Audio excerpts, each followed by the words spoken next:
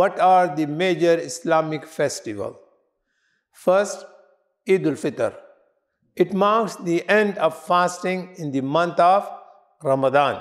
It is celebrated with public prayer or public salah of 2 rak'ah with extra 6 or 12 takbir and a khutbah or a sermon and a feast and exchange of gift between the people.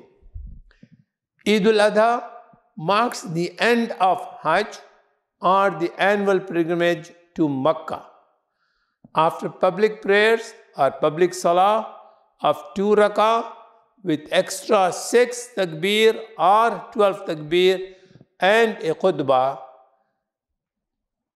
those who can afford sacrifice a lamb or a goat to signify Prophet Ibrahim alayhi salam obedience to Allah subhanahu wa ta'ala, as well as to show his readiness to sacrifice his son Ismail alayhi salam.